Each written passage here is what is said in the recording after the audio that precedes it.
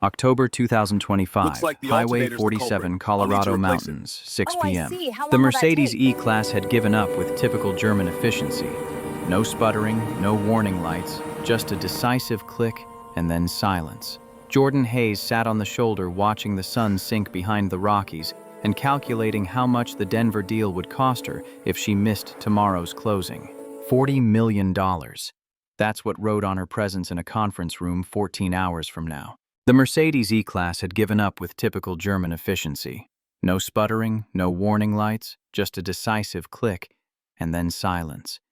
Jordan Hayes sat on the shoulder of Highway 47, watching the sun sink behind the Rockies, and calculating how much the Denver deal would cost her if she missed tomorrow's closing. $40 million. That's what rode on her presence in a conference room 14 hours from now. Her phone showed one bar of signal, then none, then one again. The universe's way of mocking her subscription to every premium service AT&T offered. The road stretched empty in both directions, 2 lanes of asphalt cutting through wilderness that didn't care about her Q4 projections. She'd left Denver 90 minutes ago after closing the Southwestern Freight acquisition. 3 years of negotiations, finally inked. She should have been celebrating. Instead, she'd gotten in her car and driven, needing space from the congratulations and champagne, from her CFO's knowing look when she'd declined the after-party. 15 years. That's how long she'd been building Donovan Logistics from a single truck to a regional empire. 15 years of proving she belonged in rooms that didn't want her, of smiling through condescension, of sacrificing everything that made life worth living in exchange for market share and respect. The respect she had, the worth living part, remained elusive. Headlights crested the hill behind her, an old Ford F-250, blue paint faded to the color of old bruises, a magnetic sign on the door too dusty to read in the dying light. Jordan stood, smoothing her Armani suit jacket like armor. The truck pulled onto the shoulder with a mechanical wheeze that suggested it had opinions about stopping. The driver's door creaked open and a man unfolded himself from the cab. Tall, black, maybe 40, wearing coveralls that had seen better decades. Grease stained his hands and forearms in patterns that spoke of competence rather than carelessness. He approached with an easy confidence that made Jordan's corporate instincts prickle. Men who moved like that either owned boardrooms or didn't need them. "Evening, ma'am." His voice carried the warm roughness of someone who didn't waste words. "Need help?" Jordan gestured at her car with more irritation than the situation warranted. It died. No warning. "I have APA, but..." She held up her phone, showing the signal bars flickering like a dying heartbeat. The man nodded once, already moving toward her hood. "Mind if I take a look?" Something about his voice tickled at the edge of Jordan's memory, but she couldn't place it. She'd met thousands of people in 15 years of business. This mechanic in his faded coveralls shouldn't register as familiar. "Please." She stepped back, watching him work. He popped the hood without fumbling for the release, muscle memory that spoke of years under hoods. His movements were economical, precise, hands moving with the same surgical certainty Jordan had seen in operating rooms during her brief stint dating a vascular surgeon. That relationship had lasted 3 months before he'd asked her to choose between him and her business. She'd chosen the business without hesitation and refused to feel guilty about it. The mechanic's hands stilled on her battery terminal, then moved with purpose. Jordan found herself watching those hands, broad palms, long fingers, the kind of hands that could grip a steering wheel or hold a woman's face with equal sureness. Not that she was thinking about hands holding faces. She was thinking about the $40 million deal evaporating because German engineering had failed her on a mountain road. Just a loose connection. He straightened, wiping his hands on a rag that emerged from his back pocket with the ease of long habit. "Try it now." Jordan slid into her car, turned the key. The engine roared to life with embarrassing enthusiasm, as if it had never considered dying in the first place. Relief flooded through her, followed immediately by irritation at herself for the relief. She was Jordan Hayes, CEO of Donovan Logistics. She'd negotiated with union bosses and venture capitalists and senators. A broken-down car shouldn't reduce her to this kind of desperate gratitude. She stepped out, reaching for her wallet with hands that trembled slightly from adrenaline crash. "How much do I owe you?" The mechanic shook his head, already closing her hood with a gentleness that contradicted his calloused hands. "Nothing, ma'am. Just helping out." Jordan pulled $300 bills from her wallet, more than the repair was worth, less than the deal she'd have lost without it. "No, seriously, that's not right. You stopped, you fixed it. I don't charge neighbors for roadside help." His voice held no judgment, just simple fact. "I'm not a neighbor. I'm from Denver." Jordan thrust the bills toward him with more force than necessary. "Jordan Hayes, CEO of Donovan Logistics." He accepted her business card but left the cash hovering in the air between them. His eyes, dark brown, warm in a way that made Jordan's chest constrict, scanned the card briefly before meeting hers again. Something flickered across his face. Recognition? Curiosity? Gone before she could name it. "Well, Ms. Hayes." He handed back her card. "Safe travels." He walked to his truck before she could argue further, moving with that same unhurried confidence. The magnetic sign on his door came into focus as he passed. Bryant Auto Repair, Ridgemont, Colorado. Jordan stood on the shoulder holding $300 and a business card that felt suddenly heavier than it should, watching his taillights disappear around the curve. The valley had gone dark while he'd worked, stars emerging in that aggressive way they did at altitude. Something about his voice, the way he'd moved, the warmth in his eyes when he'd smiled. She'd met him before. She was certain of it. The certainty followed her all the way back to Denver, through the closing meeting the next morning, which went perfectly, thank you German engineering, and into her penthouse that evening. 43rd floor, floor-to-ceiling windows overlooking a city that looked beautiful from this height, sterile from this distance. Jordan poured 2 fingers of bourbon she wouldn't finish and pulled out her laptop. Googled Bryant Auto Repair Ridgemont, Colorado, because that voice wouldn't stop echoing in her skull. The shop's website was basic, clearly built from a template in 2015 and never updated, but the reviews, those told a story. "Marcus is the most honest mechanic in Colorado. Fixed my transmission for half what the dealer quoted. Helped me when I couldn't afford the repair. Wouldn't take payment when I came back 6 months later with the money. This man saved my life, literally. Car broke down in a snowstorm with my kids in the back. Marcus drove 2 hours in the middle of the night to get us. Refused payment. We're not even from Ridgemont." Marcus Bryant. The name meant nothing. Jordan clicked through to the shop's Facebook page, mostly dormant except for occasional photos of repairs, and her breath caught. A little girl, 8, maybe 9, black, with natural hair pulled into twin puffs, wearing a soccer uniform and holding a trophy. Gap-toothed smile that could sell toothpaste. The caption: "Riley's team took 2nd place. So proud of my girl." Jordan scrolled further back, past photos of carburetors and brake pads and oil changes, until she found what she was looking for. An obituary shared 4 years ago. Nicole Bryant, 36, beloved elementary school teacher, died August 2021 in a car accident on Highway 70. She is survived by her husband Marcus Bryant and daughter Riley, age 4. A celebration of life will be held. Jordan's hand shook on her trackpad. She clicked through Nicole's tagged photos, a beautiful woman with a teacher's warm smile, always with books or children, or both. Wedding photos from what looked like a decade ago. Marcus in a suit that fit him badly, Nicole in a simple white dress, both of them radiating the kind of joy Jordan had spent 15 years too busy to feel. She scrolled through Marcus's older photos, past the grief, past the garage, back to college years. Sparse. Just a few group shots from what looked like engineering labs, one photo of him in a hard hat at some kind of factory. The photo loaded, and Jordan's bourbon glass slipped from her hand. Not onto the floor, but onto the table hard enough to slosh amber liquid across her mahogany surface. She didn't notice. Couldn't notice.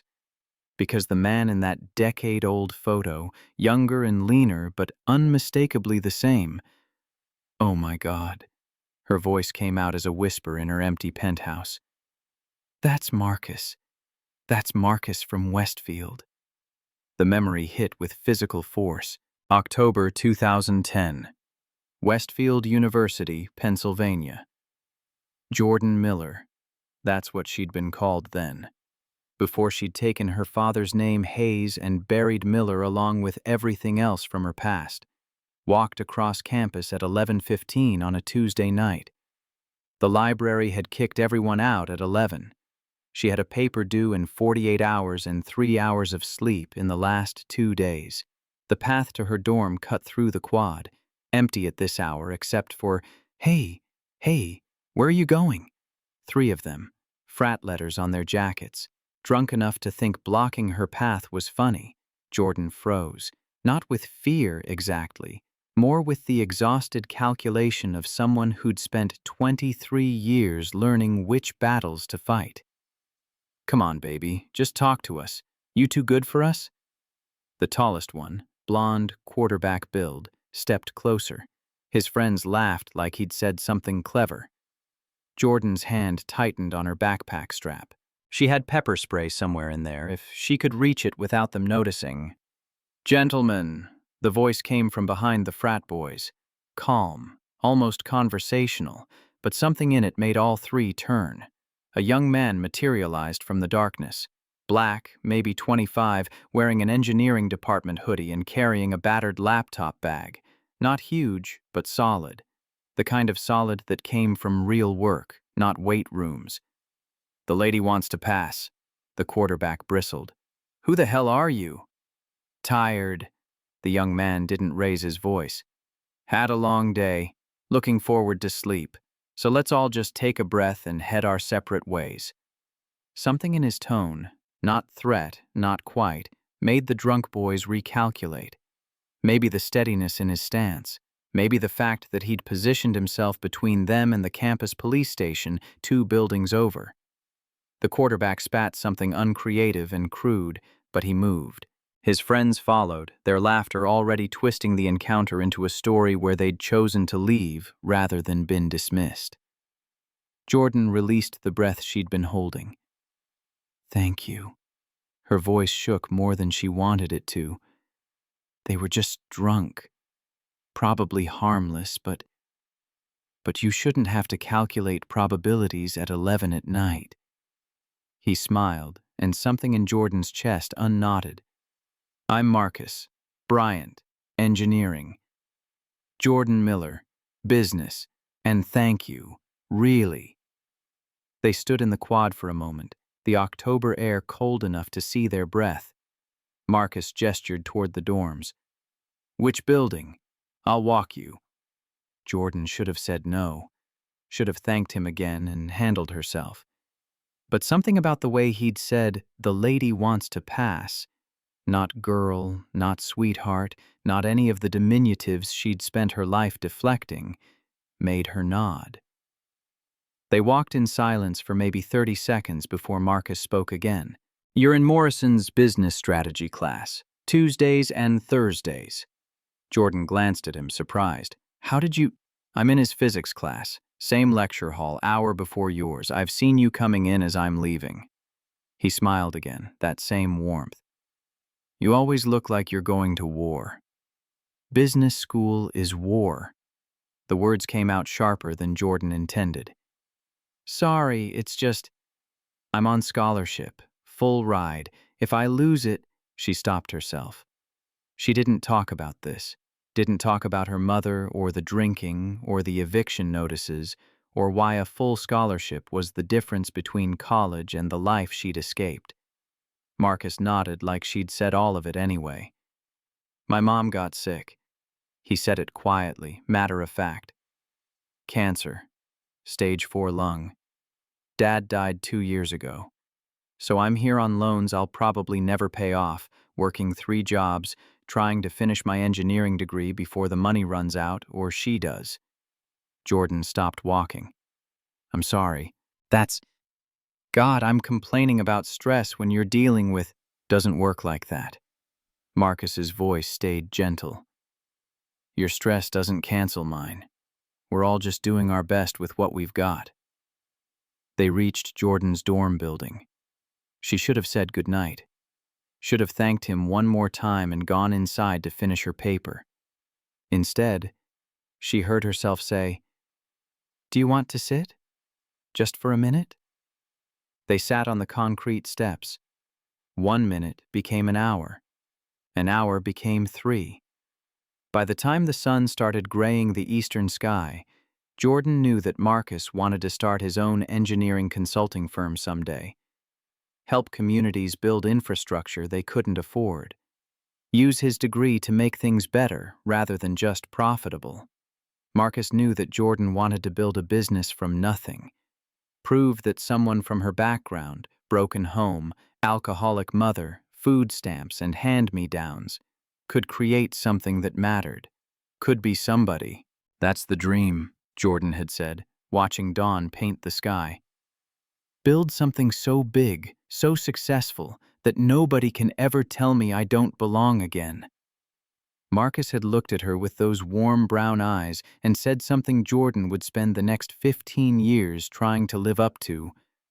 You already belong. You just have to believe it yourself. Then he'd kissed her. Soft. Careful. Like she was something precious that might break if he wasn't gentle. Jordan had never been kissed like that. Like she mattered beyond what she could provide. Can I see you again? Marcus's voice had roughness in it that sent heat through her. Tomorrow, same place. But tomorrow never came. 1 week later, Marcus Bryant vanished from Westfield University like smoke. Jordan had searched, asked his roommate, his professors, anyone who might know. Finally learned through a friend of a friend that his mother's cancer had accelerated. Months had turned to weeks. Marcus had withdrawn, gone home to Cleveland, taken a job at Boeing to pay for hospice care. No forwarding address, no phone number, no social media that Jordan could find. Gone. Present day. Denver penthouse. Jordan stared at her laptop screen, at the face that had haunted her for 15 years. Now older and weathered, but unmistakably the same. Marcus Bryant, the man who'd saved her from drunk frat boys, who'd talked to her about dreams until sunrise, who'd kissed her like she was worth the careful handling. And he'd just fixed her car on a mountain road without recognizing her at all. Jordan looked at her reflection in the darkened window. Blonde hair where there'd been brown. Contact lenses where there'd been wire-rimmed glasses. 40 pounds lighter after 15 years of expensive trainers and stricter discipline. Voice coached smooth by corporate communication consultants who'd taught her to project authority by lowering her register and flattening her accent. She looked nothing like the uncertain scholarship student who'd met Marcus Bryant on library steps. But he was exactly who he'd been. Older, yes. Weathered by grief. But those hands, that voice, the way he'd smiled when he'd closed her hood, the same man who'd told her she belonged. Jordan made a decision fueled by bourbon and 15 years of wondering what if. She opened her calendar, canceled her Thursday meetings, 7 of them, worth a combined $2 million in potential contracts, and sent an email to her assistant. Taking the rest of the week remote. Emergency family matter. Hold all calls except Southwestern. Then she opened Google Maps and searched for Ridgemont, Colorado. Population 4,800. 93 miles from Denver, the kind of town where everybody knew everybody and strangers stood out like blood on snow. She booked a cabin on Airbnb, the only rental available, a one-bedroom on the edge of town, and started packing before she could talk herself out of it. Marcus Bryant didn't remember her. Fine. She'd give him reasons to. The drive to Ridgemont took 2 hours because Jordan got lost twice, her GPS insisting on routes that existed on maps but not reality. She arrived at 10 in the morning, the sun bright enough to make the mountains look fake, like a screensaver come to life. Bryant Auto Repair sat on Main Street between a hardware store that predated Colorado statehood and a coffee shop whose hand-painted sign promised Mountain Brew Coffee, best in the Rockies since 1987. 2 bays, both open. A cherry-red Chevy truck hoisted on the left lift. Marcus's blue F-250 parked at an angle that suggested hurry. Jordan drove past twice before parking across the street, watched through the coffee shop window while pretending to work on her laptop. Marcus emerged from under the Chevy at 11:15, wiping his hands on that same rag. Even from this distance, Jordan could see the precision in his movements. The economy. Nothing wasted. Nothing rushed. A woman appeared from the shop's office. 50s, Latina, wearing a Bryant Auto Repair t-shirt and the expression of someone who'd heard every excuse. She said something that made Marcus laugh, the sound carrying across the street even through the coffee shop's closed door.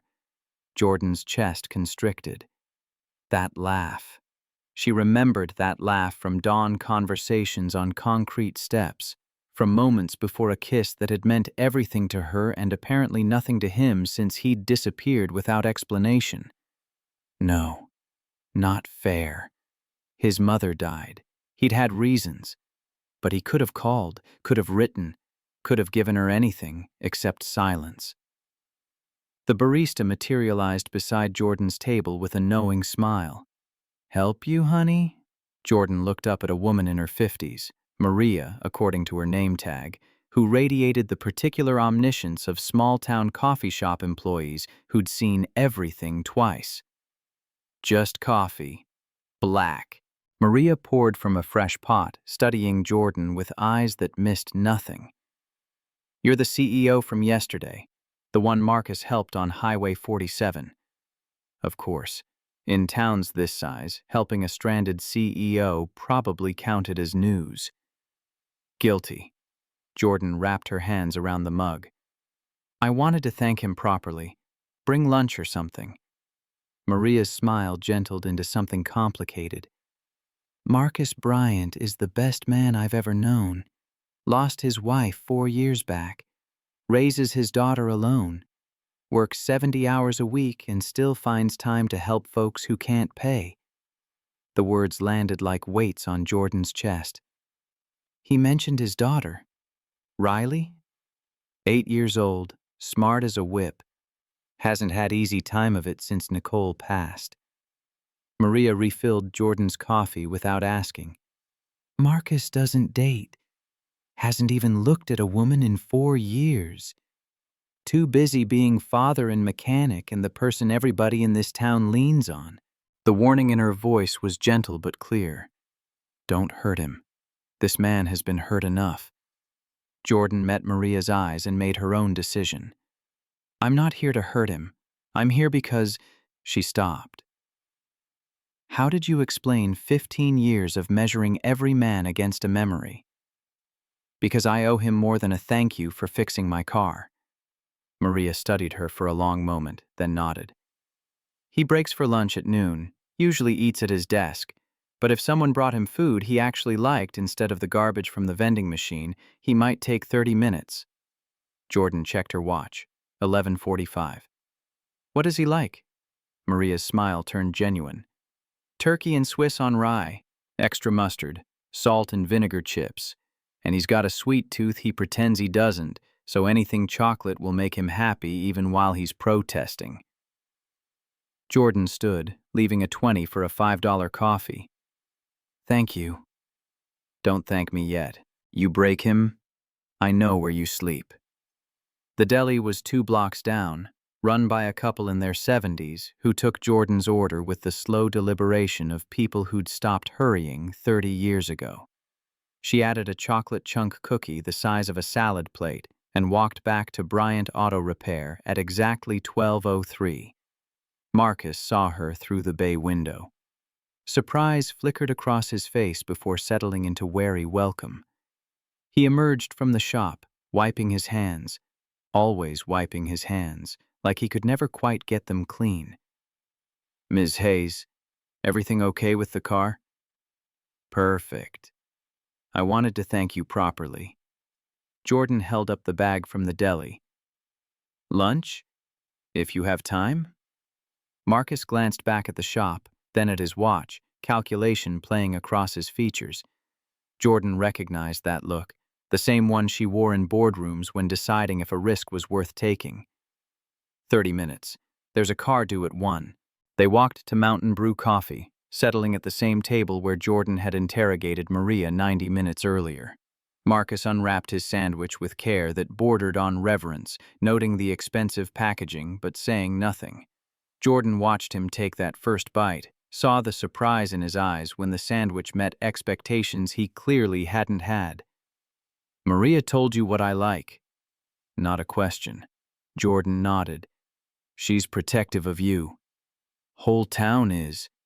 Marcus took another bite, chewed thoughtfully. Ridgemont takes care of its own. I'm lucky that way. They ate in silence for a moment. Jordan searched for an opening, some way to say, I know you from 15 years ago. That wouldn't sound insane. Marcus spoke first, his voice careful. Can I ask you something? Shoot. Why'd you really come back? CEOs don't usually drive 90 minutes to bring lunch to mechanics. The directness caught Jordan off guard. She'd expected small talk, the social lubrication that preceded difficult conversations. But Marcus had never been one for that. Even 15 years ago, he'd cut straight to what mattered. Jordan set down her half-eaten sandwich, meeting his eyes across the table. You remind me of someone. From a long time ago. Someone important. Interest sharpened in Marcus's gaze. Yeah? Someone who... She stopped. How did you tell someone they'd been the measuring stick for every relationship you'd had? Someone who showed me kindness when I needed it most, and then disappeared before I could say thank you. Marcus studied her face with an intensity that made Jordan's pulse jump. Almost recognition, but not quite. Something hovering just beyond reach. Well, I hope I measure up to the memory. Before Jordan could respond, a yellow school bus rumbled past the window. Marcus checked his watch and stood with the abruptness of a man remembering obligations. That's Riley's bus. I need to... You have a daughter. Jordan stood too, buying seconds. Riley. Maria mentioned her. Something softened in Marcus's expression. Transformation from wary mechanic to proud father, instant and complete. Riley. 8 years old. Smart enough to scare me. Science fair this Friday if... He caught himself, face shifting to something like embarrassment. Sorry. You're busy. You don't need to hear about elementary school science projects. Jordan made a decision that would alter the trajectory of 6 months. I'd like to hear about it, see it, if that's okay. Marcus stared at her, surprise and confusion and something else. Hope, maybe, or the ghost of it, playing across his features. It's at Ridgemont Elementary. Friday night at 6. Project's about friction energy generation. Way above my pay grade, but Riley loves it. I'll be there. The promise hung between them. Marcus nodded slowly, then gathered his sandwich wrapper and stood. Thank you for lunch. Really, it was... nice. He left before Jordan could find more words. She watched him cross Main Street with that same economical stride, disappearing into his shop like a man with 1,000 things demanding attention. Her phone buzzed. Her CFO with a question about the Southwestern acquisition that would take 3 seconds to answer. Jordan typed a response, then looked at the calendar notification for Friday.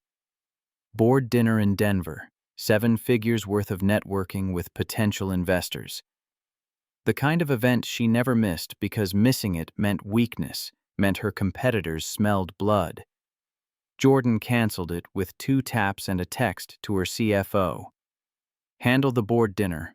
I have something more important. Friday evening, Ridgemont Elementary. Jordan arrived at 5:45, early enough to feel awkward, but late enough that setup was complete.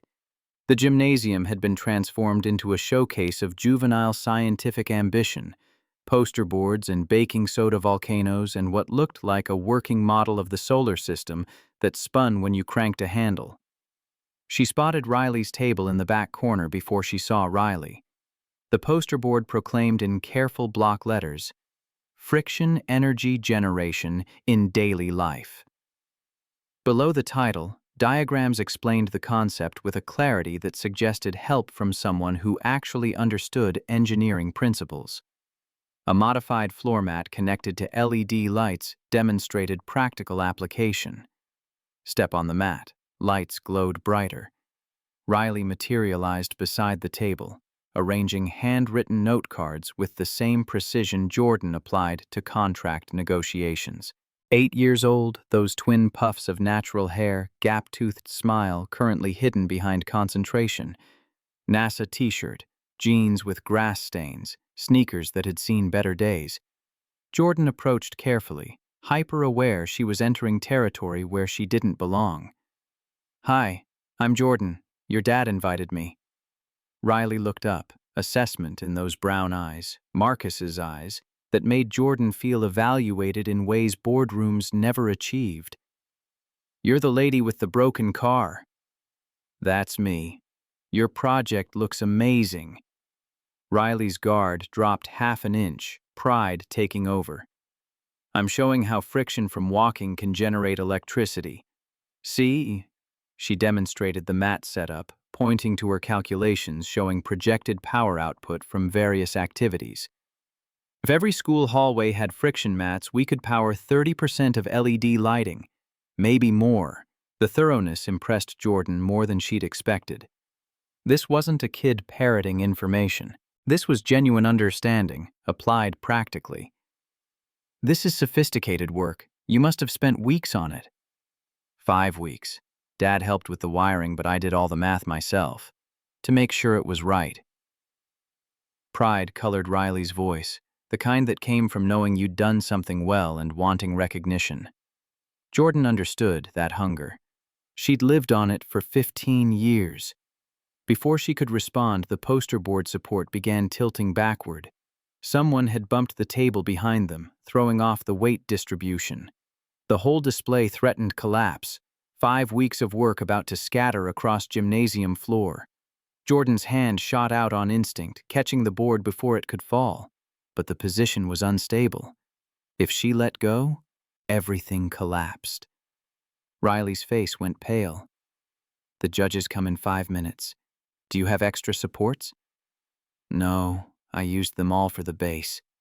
Panic edged into Riley's voice, the kind that preceded tears in children who prided themselves on competence. "It's going to fall. My project's going to—" "It's not." Jordan scanned the area, mind shifting into problem-solving mode that had built her company. Her purse. The business cards inside were thick stock, substantial enough to work if she could create the right angle. "I have an idea." "Trust me?" Riley nodded, desperation overriding suspicion. Jordan pulled out her card holder, extracted a handful of cards, and began folding them into triangular supports. Physics she'd learned from Professor Morrison, from the same lectures Marcus had attended an hour before hers, came back. Principles of leverage and weight distribution that had seemed abstract in textbooks proved concrete in crisis. She wedged the folded cards under the poster board's base at precise angles, creating a stable tripod that distributed weight evenly. The board stopped tilting, held firm even when Riley tested it with cautious pressure. How did you know to do that? Jordan looked at Riley, at Marcus's eyes in a child's face, and told the truth. Your dad taught me. Same class where we met, actually. He explained physics using car parts and real-world examples. Made it all make sense in a way textbooks never did. Something shifted in Riley's expression. Not quite trust, but the opening where trust could grow. Dad's really smart about that stuff. He can fix anything. He is. And so are you, judging by this project. The judges arrived before Riley could respond. 3 teachers armed with clipboards and encouraging smiles. They asked technical questions that Riley answered with confidence, blooming under attention, explaining methodology and findings with clear voice of someone who knew her subject cold. Jordan stepped back, watching this child who'd lost her mother transform into an enthusiastic scientist, discussing her passion. When the judges moved to the next table, Riley turned to Jordan with something that might have been the beginning of a smile. Thank you for helping with the board. I was afraid it would fall and ruin everything. Teamwork. Your dad taught me that too. Always use what you have to solve the problem in front of you. Riley studied her with that unnerving 8-year-old directness. You really knew Dad a long time ago, didn't you? Like, you actually remember him. You're not just making it up. The question carried weight beyond its simple words, as if Riley were trying to determine whether Jordan's interest in her father was genuine or some incomprehensible adult game. I knew him, and he was one of the best people I'd ever met. Still is, apparently. Riley opened her mouth to respond, but Marcus's voice cut through the gymnasium noise. Riley, I made it!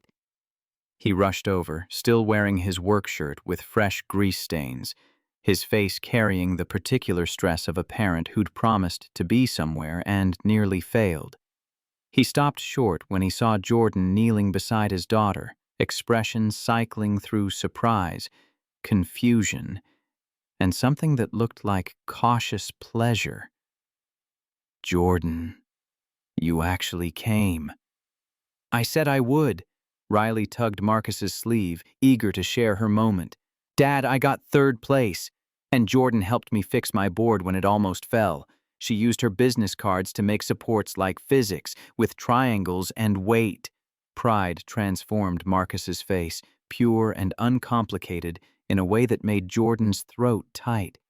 He scooped Riley up in a hug that lifted her off the ground, spinning once before setting her back down. 3rd place is amazing, sweetheart. I'm so proud of you. Jordan helped. Riley looked between them, calculation in her young eyes. She said you taught her about physics. She used triangles to save my project. Marcus's gaze found Jordan's over Riley's head, something complex and searching in his expression. Almost recognition. So close she could see him reaching for it, but not quite there. The principal announced final winners, drawing families toward the front of the gymnasium. Riley grabbed both adults' hands with the unself-conscious assumption that they belonged together, pulling them along. Marcus's fingers tensed in Riley's grip, caught between following his daughter's lead and maintaining boundaries he'd tried to establish. Jordan felt the conflict in him, the same war she'd been fighting since recognizing his face on her laptop screen. They stood at the edge of the crowd as the principal praised participants and handed certificates to category winners. Riley bounced on her toes when her name was called, rushing forward to accept her award with a grin that echoed her mother's in photographs Jordan had studied like scripture.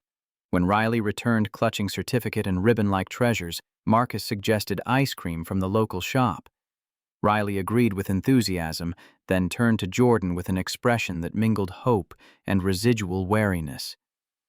Do you want to come? Dad makes really good sundaes at home. The invitation clearly surprised Marcus, but he didn't contradict his daughter. Instead, he looked at Jordan with a question in his eyes that went deeper than ice cream, asking whether she was ready for the next step into their lives, however small it might seem. Jordan thought about her cabin rental, about the work emails piling up, about the board members probably furious she'd skipped dinner, about 15 years of choosing business over everything else.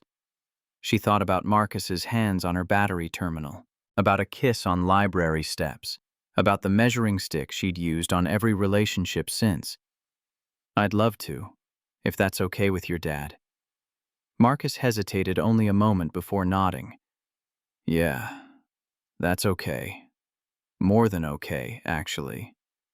They walked to the parking lot together, Riley chattering about her project and other displays she'd seen, her natural enthusiasm breaking through protective shells she'd worn earlier.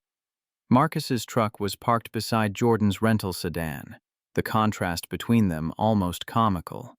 $40,000 BMW next to a truck held together by faith and welding.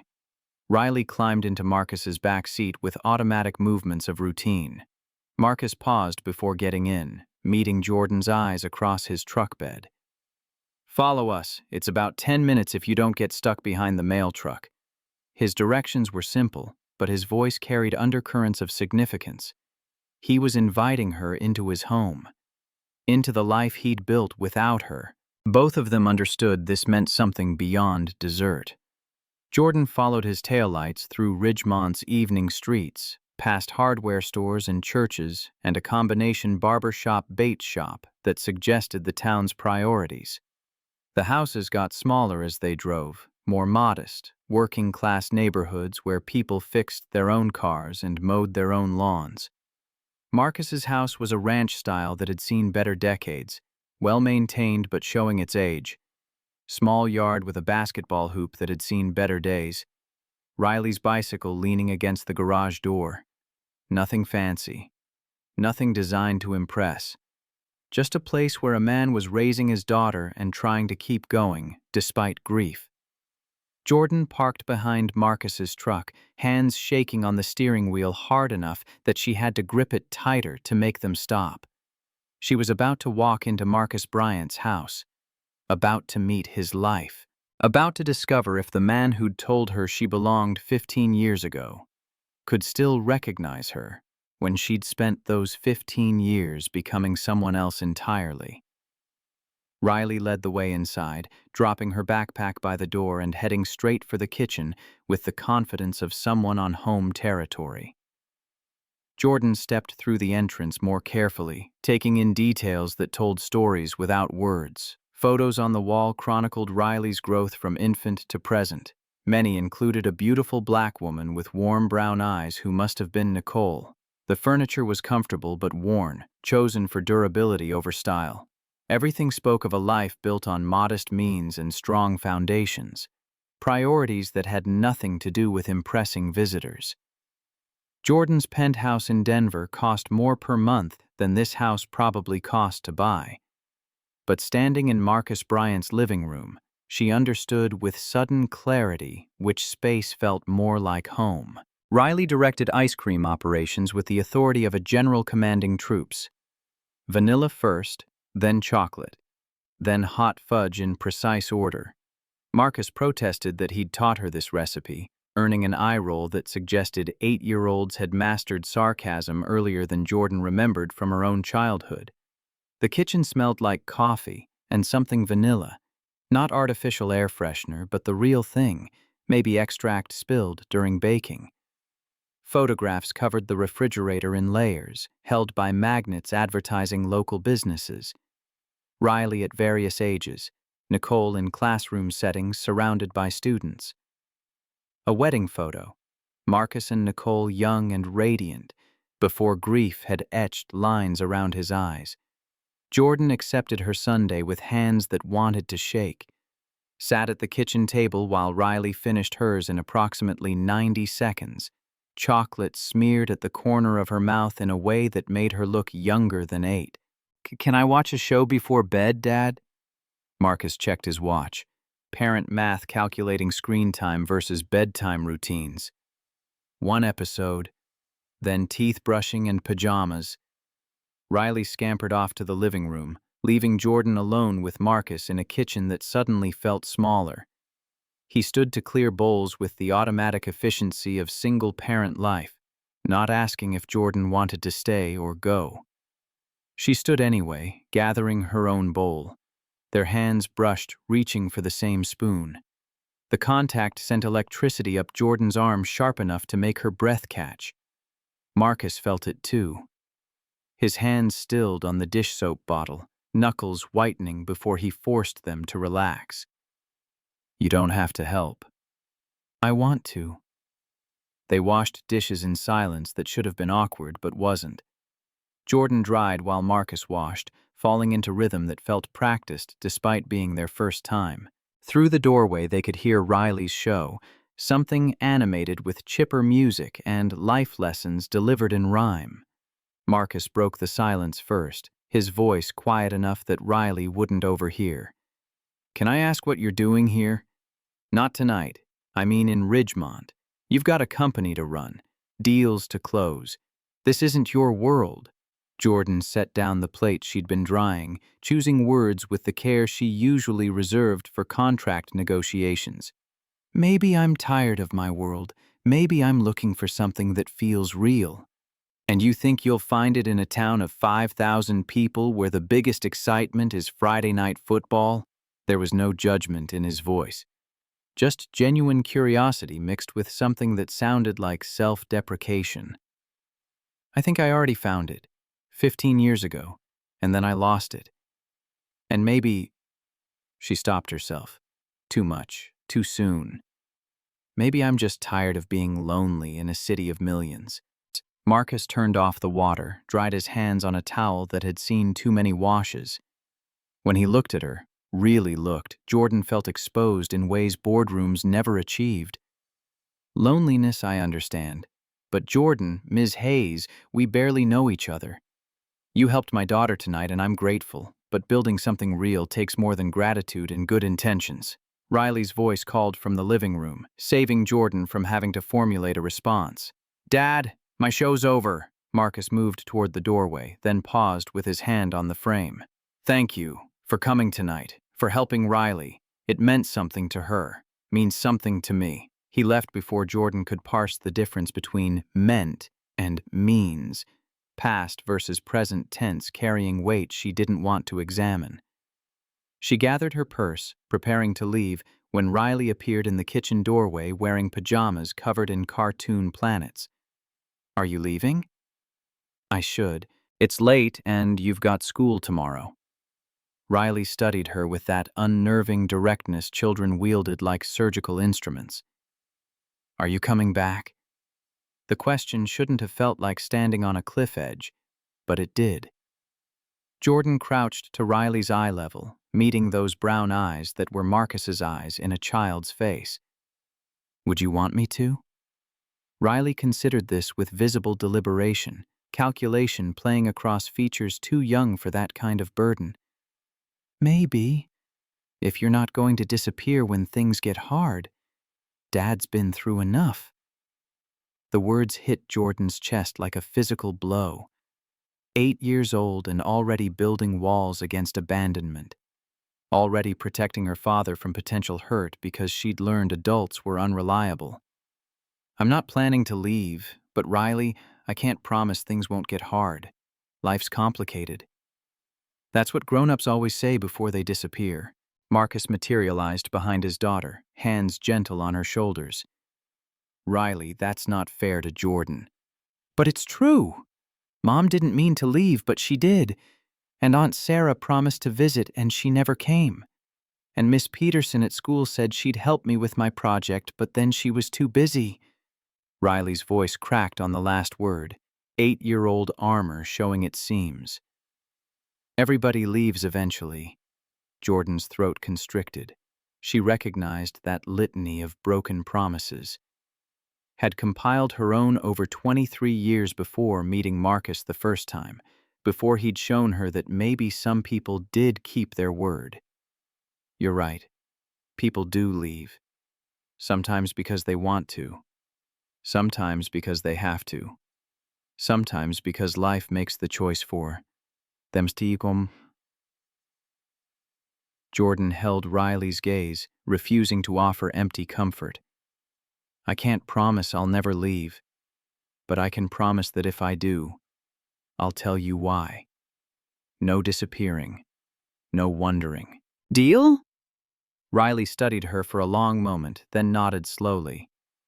Okay, but I'm watching you. Fair enough? Marcus walked Jordan to her car, the Colorado night cold enough to see their breath. Stars emerged in that aggressive way they did at altitude, the Milky Way visible like a smear of light across the darkness. Jordan paused with her hand on the car door. She's remarkable. Riley, smart and fierce and so much braver than she knows. She's terrified. Marcus's voice carried the exhaustion of 4 years of single parenting. Puts on a good show, but underneath she's just scared. That I'll leave too. That she'll wake up one morning and I'll be gone like Nicole was. You won't, though. No. But 8-year-olds don't understand probability versus possibility. To Riley, loss is inevitable, just a matter of when.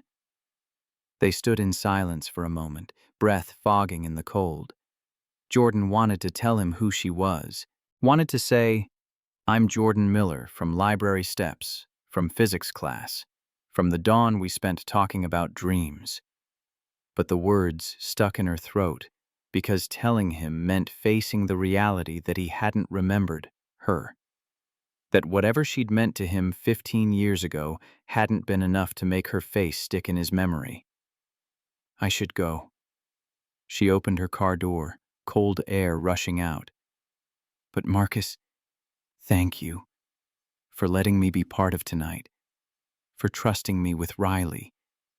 You earned it. Not many people would have helped her the way you did. Jordan drove back to her cabin with Marcus's words echoing. Not many people. As if kindness was rare instead of baseline human decency. But maybe in Marcus's experience it was rare. Maybe losing Nicole had taught him that the world took more than it gave. The cabin was dark and cold when she arrived, her laptop blinking with unread emails that seemed suddenly less urgent than they had that morning. Jordan ignored them, opening a bottle of wine she wouldn't finish and pulling up her phone. Found the photo of young Marcus from his Facebook. Studied his face like archaeology, searching for the moment where the pre-law student who'd walked her home had become the widowed mechanic who fixed strangers' cars for free. Her phone rang. Jessica Chen, her CFO, who never called after 8 unless something was burning. Please tell me you have a good reason for blowing off the board dinner. Jordan leaned back against the couch that smelled faintly of other people's vacations. I had something more important. More important than 7 figures of potential investment? Jordan, what's going on? You've been checked out for weeks. Had it been weeks? Jordan tried to remember when she'd stopped caring about quarterly projections and started counting the days until she could drive back to Ridgemont. I need you to take over CEO duties. Officially. I'm transitioning to executive chair effective next quarter. Silence on the other end. Then Jessica's voice, careful and controlled. You're stepping down? Stepping back. I'll still guide strategy, sit on the board, handle major decisions. But operations, day-to-day management, that's yours if you want it. If I want it? Jordan, I've been waiting 5 years for this conversation. But are you sure? You built Donovan Logistics from nothing. Jordan looked around the cabin that wasn't hers, thought about the house she'd just left that felt more like home than her penthouse ever had. I'm sure. I spent 15 years building something to prove I belonged, and I forgot to build a life worth belonging to. They talked for another hour, Jessica asking questions about logistics and handoff schedules, Jordan providing answers while her mind wandered to chocolate sundaes and 8-year-olds with gap-toothed smiles. When they finally hung up, Jordan felt lighter than she had in years, also more terrified. She was dismantling her empire for a man who didn't remember her and a child who expected her to leave. Smart business decisions had built her company. This felt like the opposite of smart. But sitting alone in a rental cabin while her CFO drafted press releases about leadership transitions, Jordan understood something she'd spent 15 years avoiding. Smart and right weren't always the same thing. The next 6 weeks blurred into a pattern that felt dangerously close to belonging. Jordan spent Mondays and Tuesdays in Denver handling board meetings and investor calls from her penthouse that seemed emptier every time she returned. Wednesdays through Sundays, she worked from Mountain Brew Coffee, her laptop displaying spreadsheets while her attention drifted toward the garage across the street.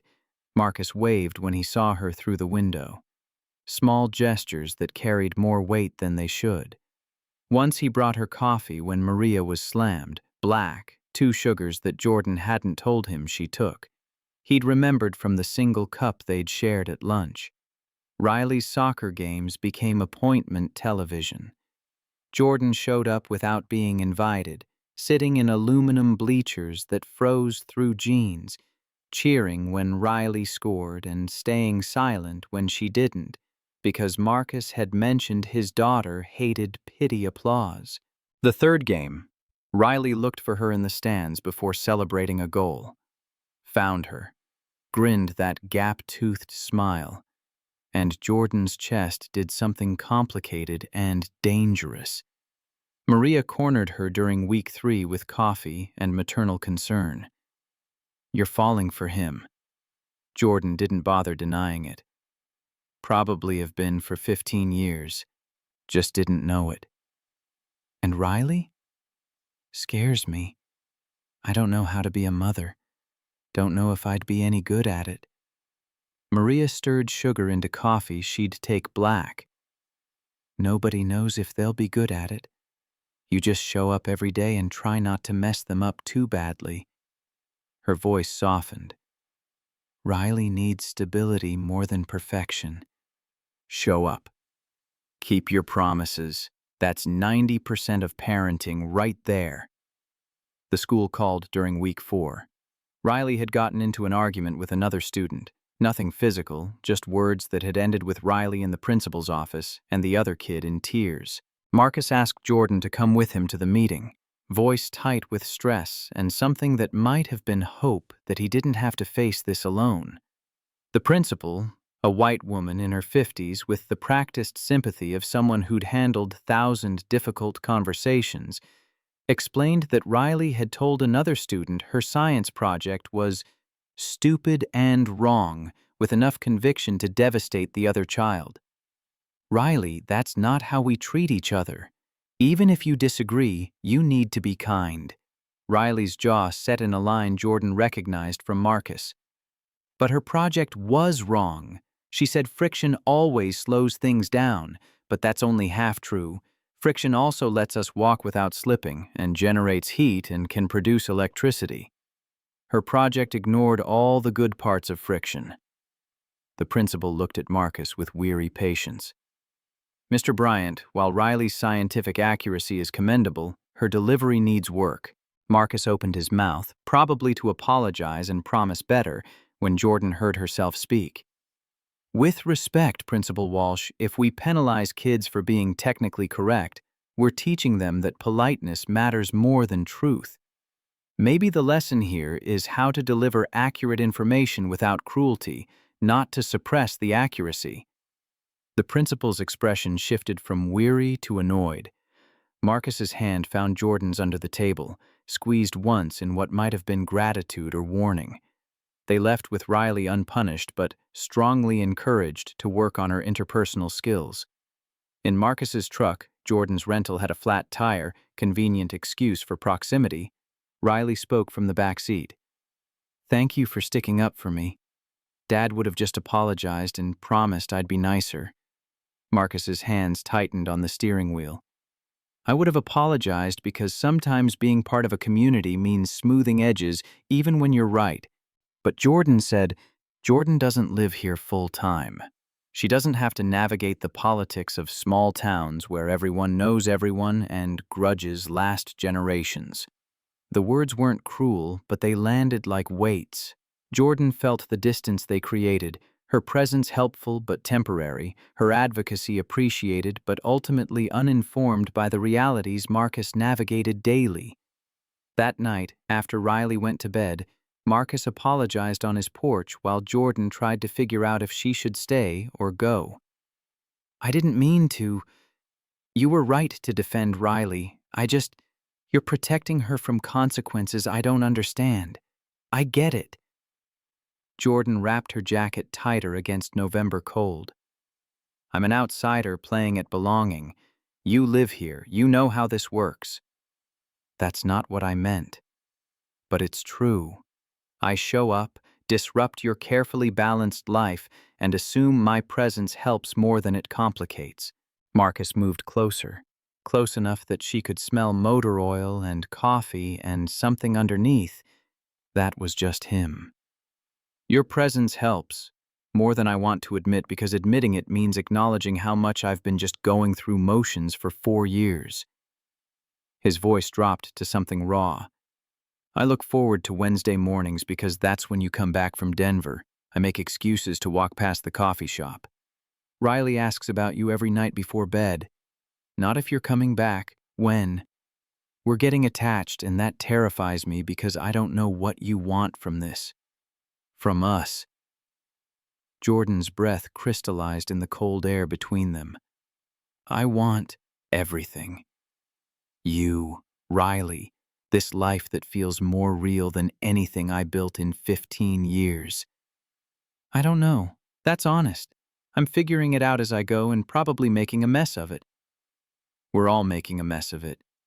Marcus's hand came up, cupped her face with calloused gentleness. "But maybe we can make a mess of it together." He kissed her then. Not like 15 years ago on library steps. That had been careful and exploratory, first kiss tentative. This was neither. This was a widower remembering what want felt like, a CEO discovering that control was overrated, two people who'd been lonely too long finding momentary reprieve. They broke apart when breathing became necessary. Marcus's forehead rested against hers, both of them shaking from cold or adrenaline or the terrifying realization that they'd crossed a line that couldn't be uncrossed. "I should go." Jordan's voice came out steadier than she felt. "Riley's inside. It's too fast." Marcus didn't step back, but also 15 years too slow, depending how you count. Jordan drove to her cabin with lips that tasted like Marcus and a chest that felt simultaneously too full and completely hollow. Opened her laptop to quarterly reports that suddenly seemed less important than the question of whether she'd just made the best or worst decision of her life. Her phone buzzed, text from Marcus. "Thank you for defending Riley today, and for understanding why I had to complicate it." Jordan typed and deleted 3 responses before settling on, "Anytime. That's what people who care do." 3 dots appeared, disappeared, appeared again, then, "Are we doing this? Actually trying to build something?" Jordan looked at her laptop displaying company valuations and market projections, thought about the penthouse she'd stopped calling home, considered the board members who'd be furious about her stepping back, weighed it all against Marcus's hands on her face and Riley's gap-toothed smile. Typed, "I want to. If you'll let me." Marcus's response came immediately. "Yes. Let's figure it out together." Week 5 brought Thanksgiving. Jordan flew to Denver Wednesday morning for board meetings she'd rescheduled twice already. Sat through presentations about Q4 projections while her mind wandered to whether Marcus liked dark meat or white. If Riley had food allergies, what Nicole's family did for holidays. Her assistant found her staring at her phone instead of reviewing merger documents. "Ms. Hayes, the investors are waiting." Jordan looked up at Karen, 26. Brilliant. Probably being groomed to replace Jessica when Jessica replaced Jordan. The circular nature of corporate succession suddenly depressing. "Tell them I'm taking a personal day tomorrow. Cancel my Friday meetings. I'll be back Monday." "Tomorrow's Thanksgiving. You don't have Friday meetings scheduled." "Right. Good. Tell them Tell them what? That she was choosing Turkey with a mechanic over networking with venture capitalists? Tell them I have family obligations. She drove back to Ridgemont that night through weather that threatened snow, arriving at Marcus's house at 8:30 without having been invited because somewhere in the last 5 weeks she'd started thinking of his house as a place she could show up. Riley answered the door in pajamas, surprise morphing into delight. "Jordan, are you staying for Thanksgiving?" Marcus appeared behind his daughter, wearing sweatpants and an MIT hoodie that made Jordan's breath catch because MIT meant engineering, meant the past Marcus hadn't shared.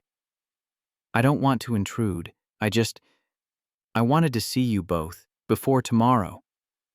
"Tomorrow you'll see us anyway. Riley invited you 3 weeks ago." "She did?" Riley rolled her eyes with 8-year-old exasperation. "I told you at my soccer game. You said you'd come if your work schedule allowed." Jordan vaguely remembered that conversation, distracted by Riley's grass-stained knees and Marcus watching from the sidelines with pride written across his face. "My schedule allows." Marcus stepped back, letting her in from the cold.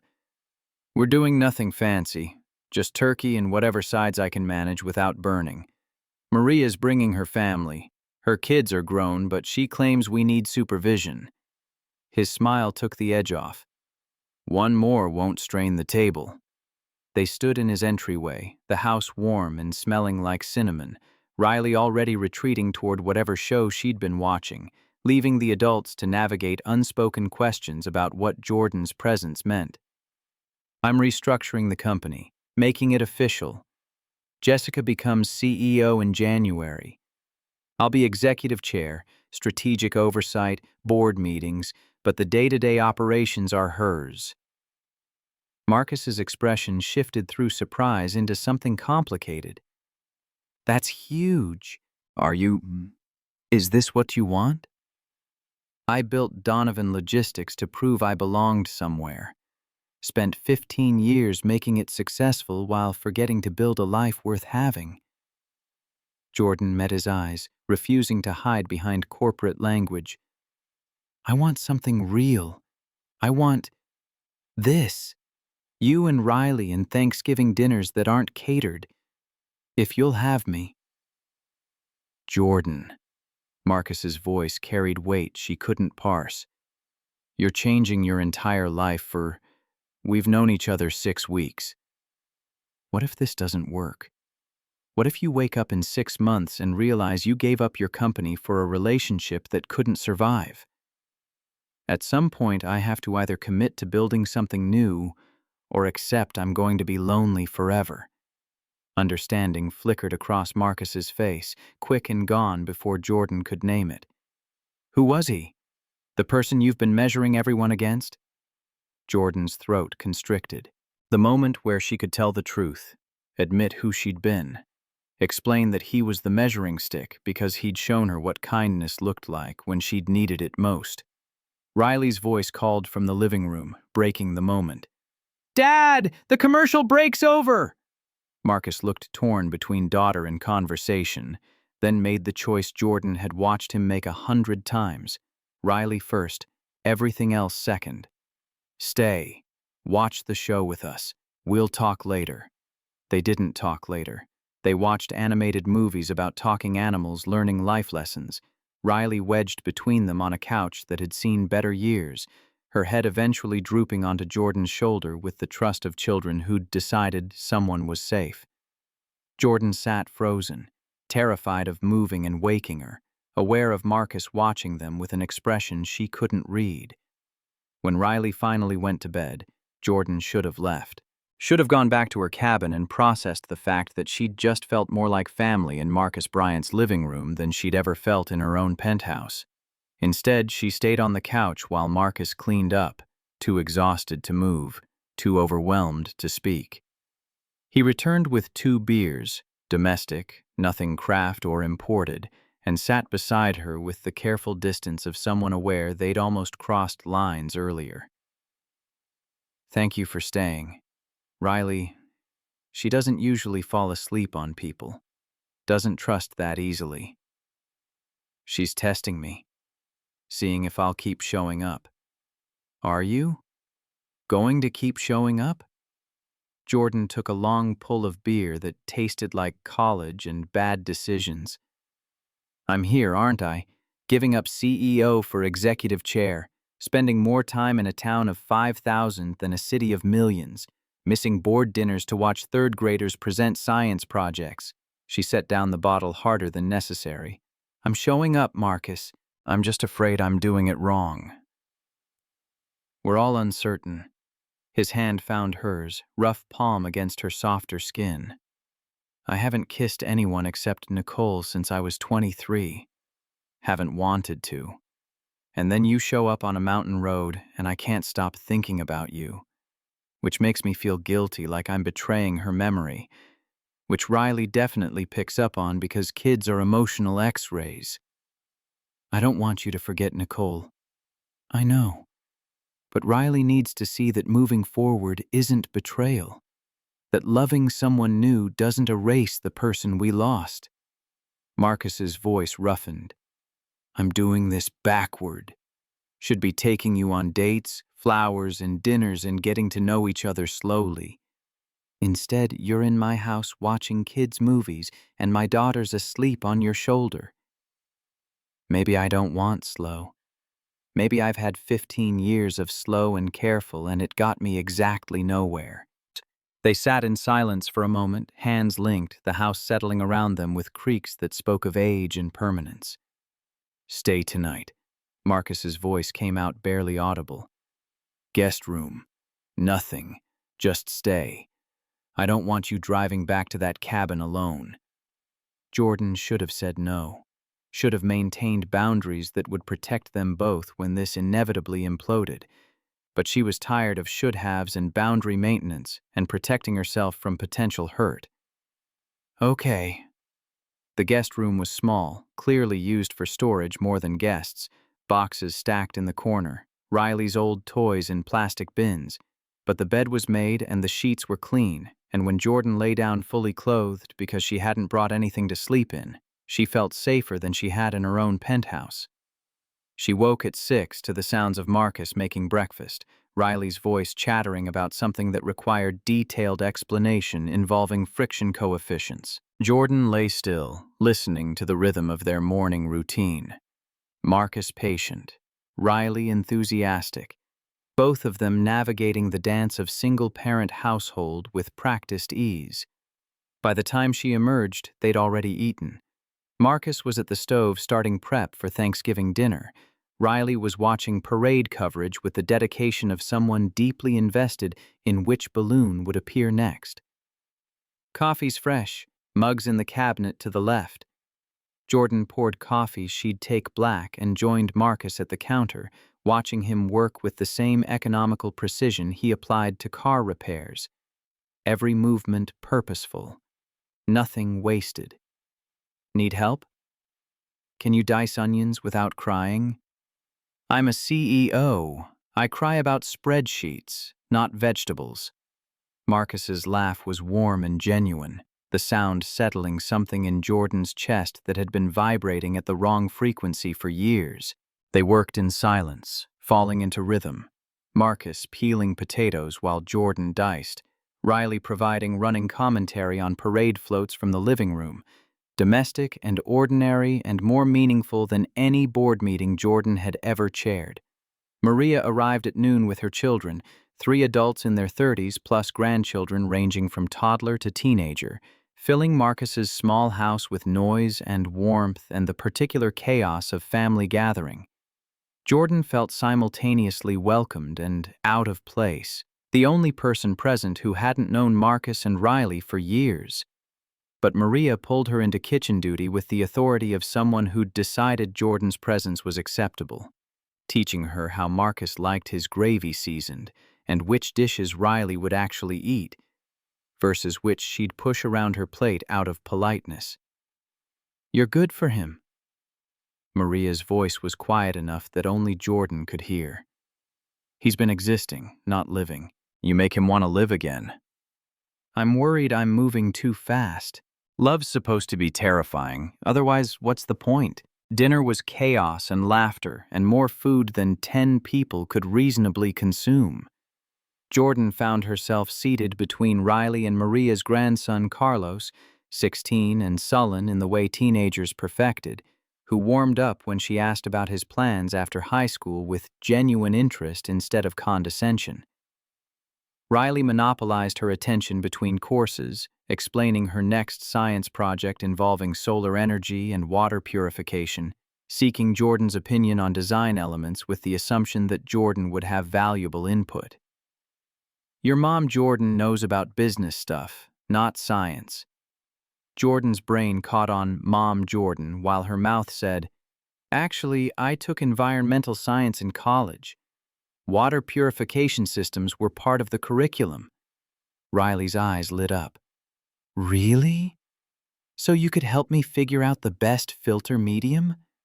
Across the table, Marcus watched them with an expression Jordan couldn't fully read.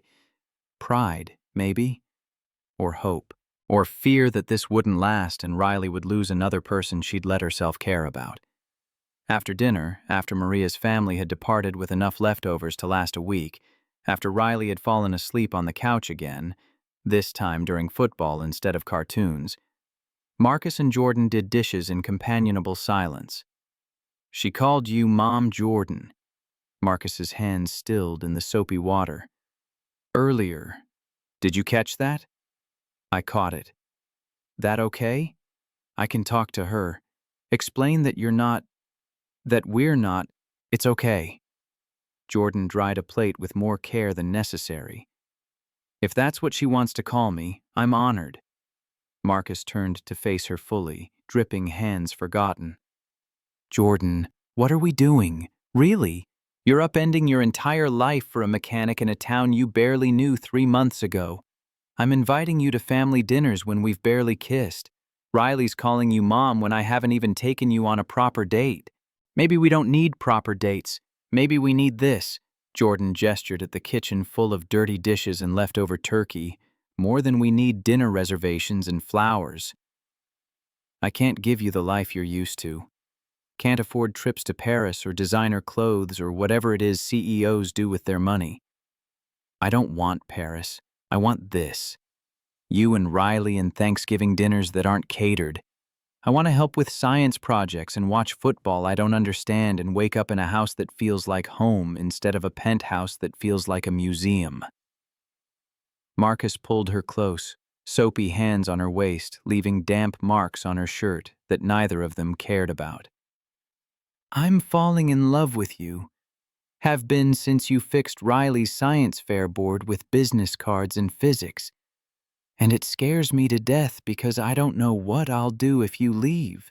Jordan's hands came up to frame his face, feeling the roughness of end-of-day stubble, the warmth of skin against her palms. Then I won't leave. I'll show up every day until you believe me, until Riley believes me, until this stops feeling temporary and starts feeling permanent. They kissed in a kitchen that smelled like turkey and pumpkin pie, dishwater cooling in the sink, Riley sleeping in the next room, both of them too terrified to name what they were building, but too committed to stop. Jordan's phone buzzed in her pocket.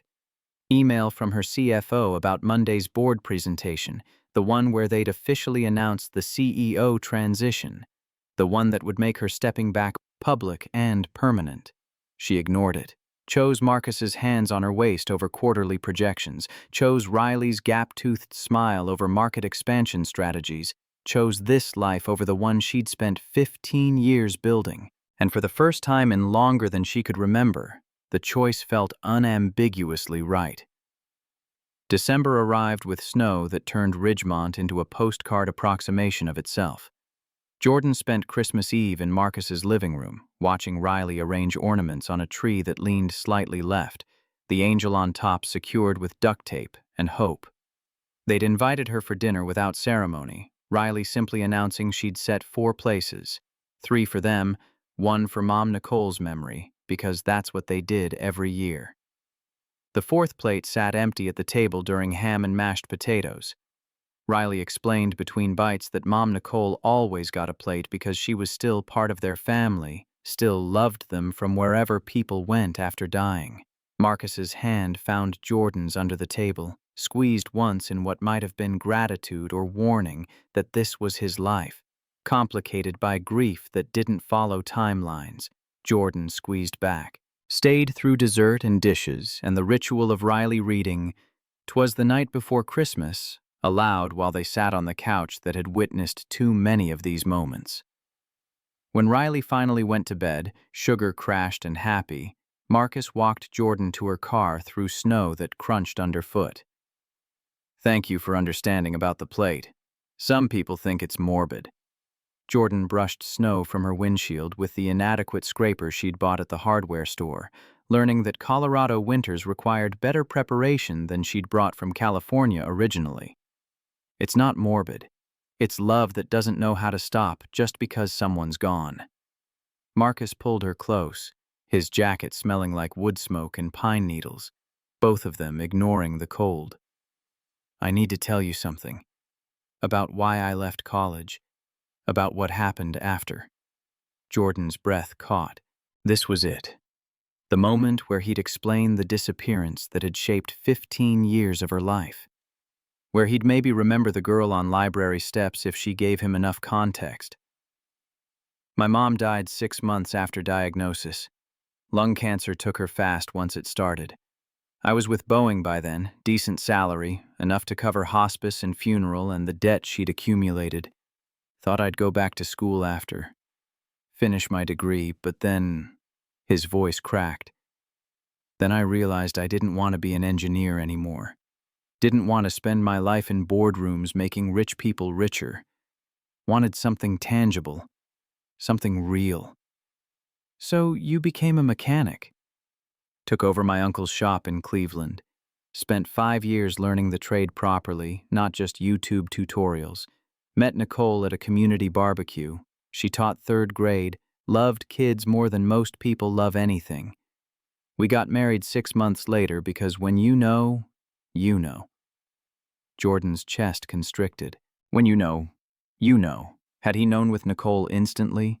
Had he ever thought about the girl from library steps, or had that night been forgettable? One kindness among thousands he'd probably performed. "Riley came 2 years after the wedding. Best thing that ever happened to me until Nicole got pregnant again when Riley was 3. Complications. Preeclampsia that turned severe. Lost the baby at 6 months. Nicole recovered physically, but something broke inside her. Depression that medication helped but never quite fixed." Marcus's hands tightened on Jordan's waist, holding her like an anchor. "The car accident. Everyone thinks it was just bad luck. Drunk driver, wrong place, wrong time. But I wonder sometimes if she was driving too fast on purpose. If she saw that truck coming and just didn't move, didn't try to avoid it." "Marcus," Jordan's voice came out strangled. "You can't think that. You can't carry that weight." "I carry it anyway. Riley lost her mother and I lost my wife. And some days I can't tell if I'm living or just going through motions, so Riley doesn't lose her father, too." They stood in the driveway while snow accumulated on their shoulders, Marcus's confession hanging between them like something physical and heavy. Jordan wanted to tell him she understood loss differently, but equally that her mother's alcoholism had been its own kind of death, watching someone choose oblivion over presence. Wanted to explain that she'd built an empire to escape that feeling of helplessness, only to discover empire building left her just as empty. But this was Marcus's grief, not hers. His moment to be heard rather than fixed. "You're living. Maybe not every day, but tonight, with Riley and the tree and the empty plate, that's living. That's choosing to honor Nicole by not letting grief consume you. Some days it does consume me. Some days I wake up and forget she's gone. Reach for her side of the bed and find it empty and have to remember all over again and..." Marcus's breath ghosted white in the cold. "And then you show up and I feel guilty for wanting you. Guilty for being happy. Guilty for imagining a future that doesn't include her." Jordan framed his face with hands already going numb from cold. Nicole wanted you happy. That's what people who love each other want, for the other person to keep living even after they're gone. How do you know what Nicole wanted? Because I'd want the same thing. If I loved someone enough to marry them, enough to have a child with them, I'd want them to find joy again. Not forget me, but not stay frozen either. They kissed in the falling snow, two people learning to want things again after deciding want was too dangerous. When Jordan finally drove back to her cabin, her windshield kept fogging from the heat of her own breath, forcing her to stop twice to clear it. Her phone showed 3 missed calls from Jessica and a text.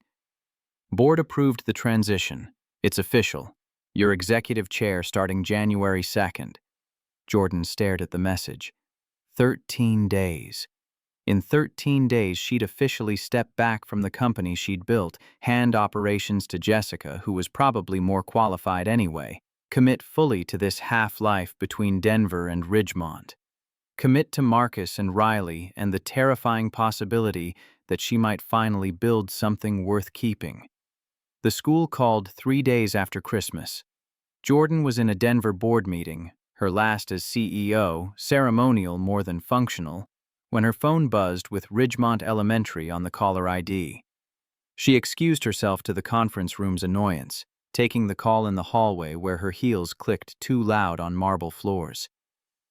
Ms. Hayes, this is Principal Walsh. Riley Bryant has been involved in an incident. We're trying to reach her father, but he's not answering. You're listed as an emergency contact. Jordan's stomach dropped. When had she become an emergency contact? When had Marcus added her to the forms that mattered? What kind of incident? Physical altercation. Riley punched another student. Drew blood. The Jordan Hayes who'd spent 15 years in boardrooms wanted to ask about liability and proper procedure. The Jordan who'd spent 2 months falling in love with an 8-year-old wanted to know if Riley was okay and what the other kid had done to provoke her. I'll be there in 90 minutes. She walked back into the board meeting, interrupted a presentation about Q1 projections, and announced she was leaving immediately for a family emergency. Let them parse family however they wanted. Let them wonder if their soon-to-be former CEO had priorities that superseded quarterly earnings. The drive to Ridgemont took 83 minutes because Jordan broke speed limits with the confidence of someone who could afford the tickets. She found Marcus's truck already in the school parking lot, him inside the principal's office with Riley, both of them looking shell-shocked. Riley's knuckles were bandaged. Her face was set in that stubborn line Jordan had learned meant she'd done something she believed was right, even if adults disagreed. Principal Walsh started over for Jordan's benefit, explaining that Riley had punched Madison Roberts, daughter of the wealthy family Jordan vaguely remembered from the science fair, hard enough to give the girl a bloody nose. Madison's mother was threatening legal action. Riley was facing 3-day suspension minimum, possible expulsion depending on the school board's decision. Riley, what happened? Marcus's voice was gentle despite visible stress. You know violence isn't the answer. Riley's jaw tightened, stayed silent in the way children did when they'd decided adults wouldn't understand anyway. Jordan crouched beside Riley's chair, bringing herself to eye level. Whatever Madison said, it must have been pretty terrible for you to hit her. You're one of the smartest kids I know. Smart enough to know violence has consequences. Riley's eyes met Jordan's, something breaking in that 8-year-old armor. She said Mom Nicole died because she was a bad driver. Said black people shouldn't be teachers anyway because we're all too dumb. Said it's good Mom's dead because now I can't grow up to be a stupid teacher like her. The words landed like physical blows. Marcus's face went stone still. Jordan's hands clenched hard enough that her nails bit crescents into her palms. Principal Walsh shifted uncomfortably. Riley, we only have your version of it. You think I'm lying? Riley's voice shook. Why would I lie about this? Madison's been saying stuff like this all year, but nobody does anything because her mom donates money to the school. Marcus stood with the careful control of someone containing fury. "I'd like to speak with Madison. And her mother. Now." "Mr. Bryant, that's not—" "Now. Or I'm calling the superintendent and explaining that my daughter is being punished for defending herself against racist harassment that your staff apparently ignored for months." Jordan had never heard Marcus's voice carry that particular edge. Not angry, beyond anger into something colder and more dangerous. Principal Walsh made a phone call, then another, and 15 minutes later, Madison and her mother, Karen Roberts, appeared. Madison was sniffling theatrically. Karen looked ready for battle, designer handbag and lawyer-ready posture suggesting this wasn't her first confrontation over her daughter's behavior. "My daughter has a broken nose because your child is violent," Marcus's voice cut through with surgical precision. "Your daughter told mine that her mother deserved to die, used racial slurs, mocked a woman who dedicated her life to teaching children like yours." "Madison would never—" Karen looked at her daughter, who suddenly found the floor fascinating. "Madison, is this true? I didn't mean it like that. I was just—" Riley was being all know-it-all about her science project again, and I was annoyed. "So you told her that her dead mother was stupid and black people are inferior?" Jordan's voice came out colder than she'd intended. "That was your response to being annoyed?" Karen's face flushed. "Look, I don't know who you are, but this is between families." "I'm family." The words came out before Jordan could stop them, claiming a space she hadn't been sure was hers to claim. "And I'm also CEO of Donovan Logistics, which means I understand liability when I see it. Your daughter engaged in harassment based on race. That's a federal civil rights violation when it happens in a public school setting." Riley defended herself. Any decent lawyer would call that justifiable response to hostile environment. The threat was barely veiled. Principal Walsh looked like she wanted to disappear. Karen's lawyer-ready posture cracked. "Madison, apologize, right now." Madison mumbled something that might have been sorry, then burst into genuine tears that suggested she understood. Consequences were coming. Karen dragged her daughter from the office with whispered threats about lawyers and grounding and reputation. Principal Walsh cleared her throat. "Given the circumstances, Riley's suspension is reduced to 1 day. Madison will receive 3 days plus mandatory counseling. I apologize that we didn't address the earlier incidents more seriously." They left the school in silence. Marcus drove with hands tight on the steering wheel, jaw working like he was chewing words too dangerous to speak. Riley sat in the back seat, bandaged knuckles in her lap, tears finally starting to fall now that the adrenaline was wearing off. Jordan followed them to Marcus's house, watched him carry Riley inside despite her protests that she was too big, watched him settle her on the couch with ice for her hand and hot chocolate he probably shouldn't have given her before dinner. When Riley finally fell asleep, exhausted from emotion and sugar crash, Marcus joined Jordan in the kitchen. Stood with his back against the counter, looking more tired than she'd ever seen him. "Thank you for coming, for defending her when I was too angry to think straight. She's 8 years old and someone attacked her mother's memory. She defended Nicole the only way she knew how. I taught her better than this. Taught her to use words, not fists." Jordan moved closer, wanting to offer comfort and not knowing if she had the right. "You taught her that her mother mattered, that Nicole's memory deserves protection." Riley took that lesson to its logical conclusion. By punching another kid, by refusing to let someone diminish the woman who gave her life. That's not a failure of parenting, Marcus. That's proof you raised a daughter who knows her own worth. Marcus's laugh was broken, halfway to a sob. Nicole would have handled this better. Would have known what to say, how to help Riley process without validating violence. I'm fumbling in the dark, hoping I don't screw up this kid too badly. We're all fumbling. That's parenting. That's life. Jordan's hands found his, threading their fingers together. "But you're not fumbling alone anymore. You've got me. If you want me." "I want you." The words came out rough. "God, Jordan, I want you so much it terrifies me. Want you here every morning. Want Riley to call you Mom Jordan without me panicking that you'll leave. Want to build something permanent instead of just surviving day to day." Jordan pulled him close, feeling the tremor in his shoulders that meant he was fighting tears, holding him through it because sometimes holding was all anyone could offer. "Then let's build it. Let's stop being terrified and just commit. Figure it out as we go."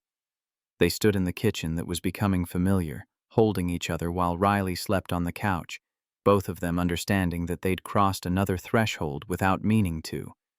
Jordan had claimed family in front of witnesses. Marcus had let her. There was no going backward from this, without casualties. Her phone buzzed. Text from Jessica. "Board wants to celebrate your last week as CEO. Dinner Friday at Maestro's. Everyone's coming." Jordan looked at the message. Friday. Riley would be back at school after her one-day suspension, probably needing extra support. Marcus would be worried about her, watching for signs of trauma or regression. They needed Jordan here, not networking with board members who'd forget her name in 6 months. She typed back, "Can't make it. Family obligation." Jessica's response came immediately. "Jordan, this is your last week. They're honoring your 15 years of building this company." Jordan looked at Marcus, at Riley sleeping with bandaged knuckles, at the life she was choosing over the one she'd spent 15 years building. Typed, "Then they can honor it without me. Some things matter more." New Year's Eve brought decisions Jordan hadn't known she needed to make. Jessica called at noon, her voice carrying stress that meant problems requiring CEO-level intervention. "Southwestern Freight is balking. Want face-to-face meetings weekly for the next 6 months. They're nervous about the transition. Need reassurance from you directly." Jordan sat in her Ridgemont cabin, looking at notes for her last board meeting Monday, feeling the weight of 15 years pressing against 2 months of something that felt more real than anything she'd built. "Tell them I'll do monthly check-ins, video calls weekly, but I'm not commuting to Denver every week. That was the point of stepping back."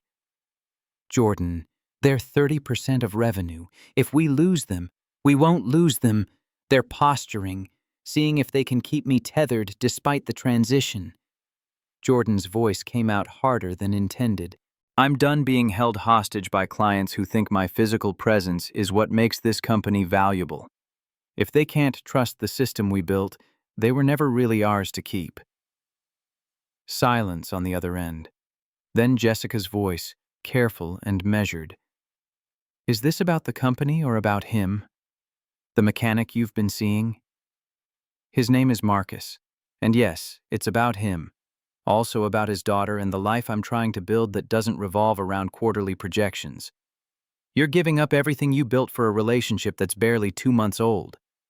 The words stung because they were true, and because Jessica didn't understand that sometimes 2 months contained more truth than 15 years of careful construction. "I'm not giving up everything. I'm rebalancing. There's a difference." "Is there? Because from here it looks like you're running away from success because it got lonely." Jordan ended the call before saying something she'd regret. Sat staring at her laptop displaying spreadsheets that suddenly seemed like someone else's problem. Marcus was hosting New Year's Eve at his house, small gathering, just Maria and her family, a few other mechanics from the shop. Riley staying up past bedtime to see the ball drop on television. He'd invited Jordan 3 weeks ago. Casual invitation that carried weight, neither of them acknowledged. She should go to Denver, should put on the expensive dress collecting dust in her penthouse closet, attend the party her board was throwing, network with investors who might fund the next phase of expansion, should be CEO for 3 more days, extract every drop of value from the title before it passed to Jessica. Instead, she put on jeans and a sweater Marcus had complimented once, drove to his house through evening darkness, arrived early enough to help with food preparation that she'd become surprisingly competent at under Maria's instruction. Riley answered the door wearing a sparkly dress that Nicole must have bought before dying, something too fancy for the casual gathering, but perfect for an 8-year-old who wanted to feel special. "Mom, Jordan, you came early. Can you help me with my hair? Dad tried, but it's all wrong." Mom, Jordan. Not Miss J. Not Jordan. Just Mom Jordan, spoken with the casualness of someone who'd decided this was permanent. Jordan's throat constricted. "Sure, sweetheart. What were you trying to do?" 20 minutes later, Riley's hair was arranged in twists that Jordan had learned from YouTube tutorials she'd watched at 2 in the morning, unable to sleep, preparing for a role she'd never auditioned for. Marcus stood in the doorway watching them, expression unreadable. "You're good at that, the hair thing." "YouTube is good at it. I'm just following instructions." Nicole used to spend hours on Riley's hair, said it was their special time together. Riley hasn't let anyone touch it since, his voice caught, since the funeral. Jordan met his eyes in the mirror, seeing grief and gratitude and fear warring across his features. "Should I not? I can stop if this is—" "No, don't stop. It's—" Marcus crossed the room, kissed the top of Jordan's head with tenderness that made her chest ache. "It's exactly what Riley needs, what we both need." The party filled Marcus's small house past comfortable capacity. Maria's grandchildren commandeered the living room for dance competitions that Riley judged with scientific rigor. The adults clustered in the kitchen, eating too much food and arguing about football with the passion of people whose loyalty to teams transcended logic. Jordan found herself explaining logistics optimization to Jake, Marcus's mechanic who'd been suspicious of her initially, while he explained engine timing in return, both of them discovering unexpected common ground in systems that required precision and planning. Marcus caught her eye across the kitchen, smiled with warmth that suggested she'd passed some test she hadn't known she was taking. Midnight approached. Riley was fading, sugar and excitement warring with exhaustion. Marcus scooped her up despite protests, settling on the couch with his daughter half asleep against his chest while the television counted down final seconds. Jordan stood beside them, apart but present, watching this family that had somehow become hers without her noticing the transition. When the ball dropped, when everyone kissed and cheered, Riley stirred enough to mumble, "Happy New Year, Dad. Happy New Year, Mom Jordan." Then she was out again, completely asleep, leaving Marcus and Jordan staring at each other across a sleeping child. "Happy New Year." Marcus's voice was quiet enough that only she could hear. "Thank you for being here, for choosing this over whatever fancy party you're bored through. This is better than any board party could ever be." They kissed carefully, mindful of Riley between them, both understanding that they were sealing something more significant than New Year's promises. They were choosing each other, choosing this life that was messy and complicated and nothing like either of them had planned. The party wound down around 1. Guests departed with leftovers and well wishes, leaving Jordan and Marcus to tackle cleanup while Riley slept on the couch, too peaceful to wake for proper bed. "She trusts you." Marcus handed Jordan a dish to dry. "Completely. You notice that? The way she just assumes you'll be here?" "Should I not be? Are we moving too fast?" "We're moving at exactly the speed Riley needs, which is probably too fast for responsible adults, but exactly right for a kid who spent 4 years convinced everyone leaves eventually." Jordan set down the dish, turned to face him fully. "Marcus, I need you to understand something. I'm not leaving. I'm restructuring my entire life to be here, giving up day-to-day CEO duties, pissing off board members and investors, probably tanking my professional reputation as someone who chose personal life over business growth." She took a breath. "I'm all in. Completely. Whatever this is, whatever we're building, I'm committed. What if it doesn't work? What if 6 months from now you wake up and realize you gave up too much? That small-town life with a mechanic and a grieving 8-year-old isn't actually what you want? Then I'll have learned something about myself. But Marcus, I've spent 15 years building a company that left me empty. I don't want to spend the next 15 wondering what would have happened if I'd been brave enough to choose something real. Marcus pulled her close, hands on her waist, forehead resting against hers. I'm terrified of how much I need you. Terrified of what losing you would do to Riley. To me. His breath ghosted warm against her lips.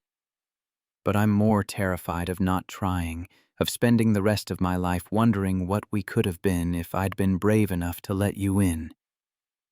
They kissed with the desperation of people who'd been lonely too long, finally finding someone who understood that loneliness wasn't the same as being alone. When they broke apart, Riley was watching them from the couch, sleep blurred but aware. Monday came anyway. Jordan drove to Denver in pre-dawn darkness, arrived at Donovan Logistics headquarters before anyone else, sat in her office that would be Jessica's by evening. 15 years of work reduced to boxes of personal effects and a bronze plaque they'd probably install in the lobby. Founder and Executive Chair, Jordan Hayes. The board meetings were ceremonial. Everyone knew the transition was happening. Jessica had been running operations for weeks already, proving herself more than capable. The investors were satisfied. The clients were reassured. Everything was proceeding according to plan. Jordan gave her final speech as CEO at 4 o'clock, standing before the same board that had fought her on every expansion, every risk, every decision that had built Donovan Logistics into a regional powerhouse. Told them thank you and congratulations to Jessica and that she looked forward to her continued involvement as executive chair. Didn't tell them that she'd spent the morning planning a wedding with an 8-year-old who'd drawn pictures of what flowers Mom Jordan should carry. Didn't mention that her fiancé was a mechanic who made her happier than closing billion-dollar deals ever had. Didn't explain that success wasn't measured in revenue, but in the number of people who actually cared if you came home. They probably wouldn't have understood anyway.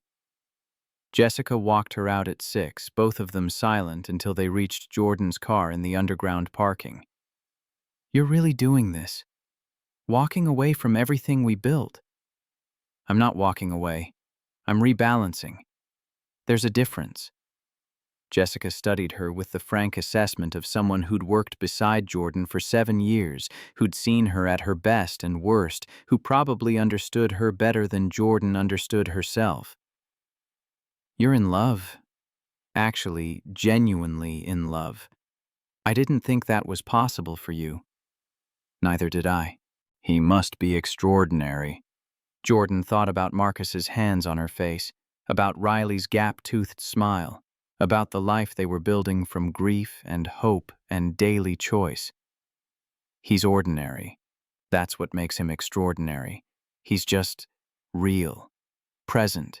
He shows up every single day and does the work of being a good father and a decent human. Doesn't need recognition or applause, just does it because it matters. Jessica pulled her into a hug that surprised them both. Be happy. Actually, genuinely happy. That's more valuable than any company we could ever build. Jordan drove back to Ridgemont with her boxes of personal effects and the bronze plaque that would never be installed because she'd told them to skip the lobby ceremony. Arrived at Marcus's house at 8, let herself in with the key he'd given her last week, found him and Riley on the couch watching a documentary about Mars exploration. Riley scrambled up when she saw Jordan, launching herself with the assumption that Jordan would catch her. She did. Held this child who'd decided she was worth trusting, who called her mom without the Jordan qualifier anymore, who'd drawn wedding pictures that currently covered Marcus's refrigerator. How was your last day as CEO? Exactly as boring as expected. How was school? Riley launched into detailed explanation of a substitute teacher who'd gotten the solar system order wrong, requiring Riley's correction, which apparently the substitute hadn't appreciated. Marcus rolled his eyes with parental exasperation while Riley defended her actions with scientific righteousness. Normal. Ordinary. The kind of evening Jordan had never imagined wanting when she was building her empire. After Riley went to bed, Marcus found Jordan on the porch, needing air and space to process that her life had officially split into before and after. "You okay?" "I'm terrified. Just gave up being CEO of a company worth $70 million. For what? A mechanic and his daughter and the possibility of building something that might not even work." Marcus pulled her close, his warmth cutting through January cold. "And? Are you regretting it yet?" Jordan thought about her empty penthouse, about board meetings where nobody actually knew her, about 15 years of building something impressive that had left her fundamentally alone. "No," which probably makes me insane. But no. I don't regret choosing this. Choosing you. Then we're both insane. I'm marrying a woman I've known for 3 months who gave up being CEO to live in a town where she knew exactly one person. Riley's gaining a mother who learned to do her hair from YouTube. We're all making insane choices. The good kind of insane, though. The best kind. They stood on the porch while Ridgemont slept around them. Two people who'd been lonely in different ways, finding unexpected salvation in each other. Jordan's phone buzzed with congratulations texts from board members, from investors, from colleagues who thought she was stepping back to focus on strategy, when really she was stepping back to focus on living. She ignored them all. Chose Marcus's arms over networking. Chose Riley's drawings over bronze plaques. Chose the terrifying uncertainty of love over the safe predictability of corporate success. And for the first time since that night on library steps 15 years ago, when a stranger had shown her what kindness looked like, Jordan Hayes understood what it meant to actually come home. The recognition came on a Tuesday evening in late February. Jordan had stopped by the shop after her Denver calls, bringing Thai food because Marcus had texted that he'd be working late. Riley was at Maria's for a sleepover, some elaborate fort-building project that required adult supervision and unlimited popcorn. The shop was quiet except for the radio, classic rock station playing something that made Jordan's breath catch. An indie band from 2010, the song she'd made someone listen to on library steps at dawn, insisting it was brilliant even though he'd pretended to hate it. "I know this song," she said without thinking, setting the food on Marcus's workbench. Marcus looked up from the engine he'd been rebuilding, grease-streaked and smiling. "Yeah? It's pretty obscure. When did you—" He stopped. The smile faded into something more complex as he studied her face with sudden intensity. "What?" Jordan's heart hammered. Say that again, about knowing the song." "I used to listen to this band in college. I had a friend who—" She stopped herself, but it was too late. She'd been so careful for 4 months. So careful not to mention Westfield, not to reference the past, waiting for him to remember on his own.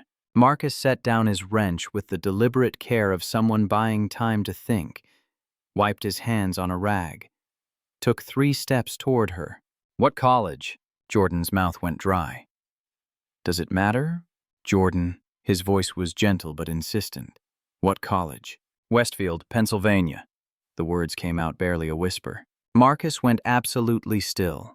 The kind of still that comes before earthquakes or revelations, or the moment when your whole understanding of reality shifts 6 inches to the left. "When?" "October 2010. I was a business major, scholarship student. You were—" "Engineering." His voice cracked on the word.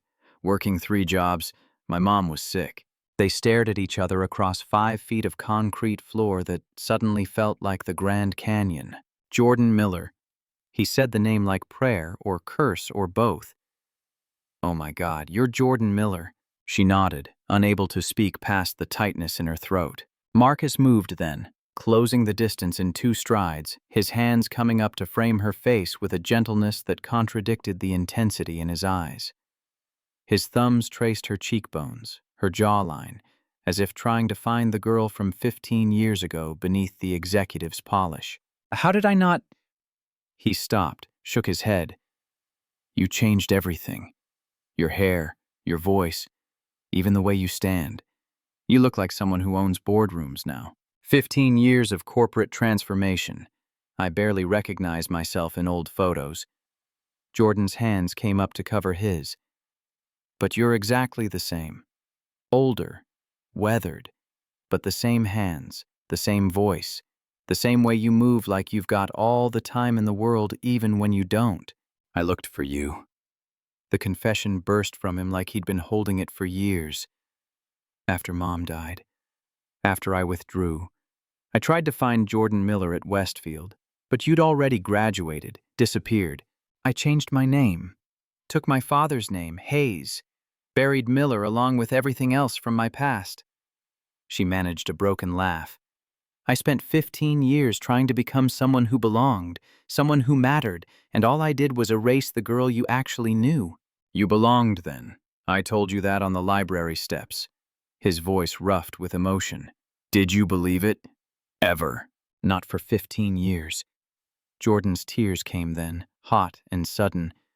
Not until I broke down on Highway 47 and a mechanic fixed my car without asking for payment. Not until I watched him with his daughter and saw the same kindness he'd shown a scared college kid who didn't know her own worth.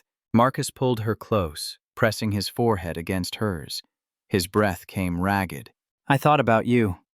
More than I should have, probably. When I met Nicole, when she asked me on our second date why I treated her like she was precious, I almost told her about this girl I'd met once. This fierce, brilliant girl who'd looked at the world like it owed her nothing, but she was going to take it anyway. He laughed wetly. Nicole said she hoped I'd find you someday. Thank you for whatever you taught me about seeing people's worth. You loved her so much. She was, his voice broke. She was everything good, and when she died, I thought that was it. I'd had my chance at love, used it up.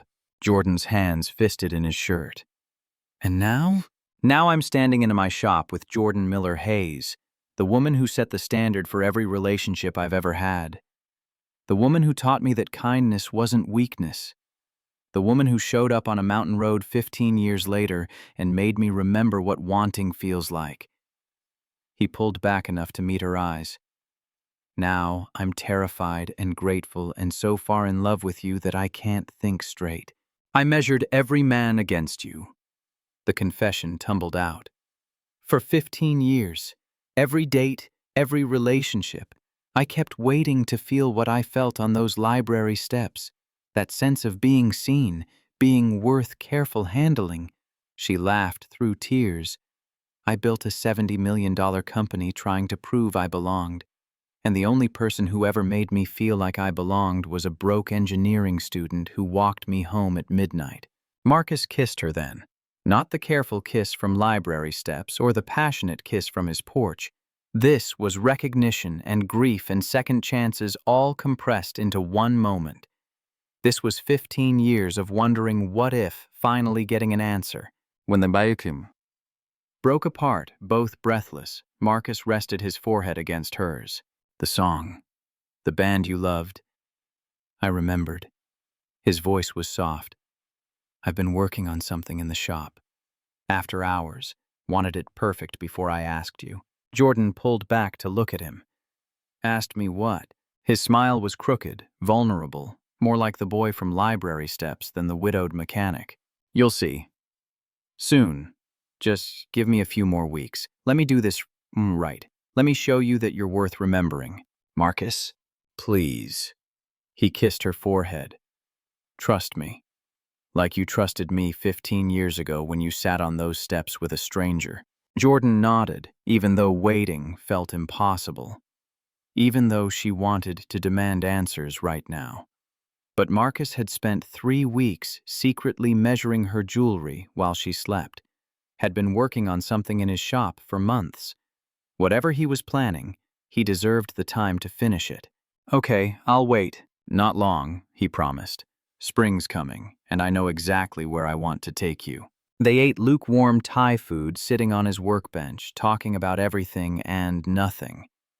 About the girl who'd dreamed of empire and the boy who'd dreamed of making a difference.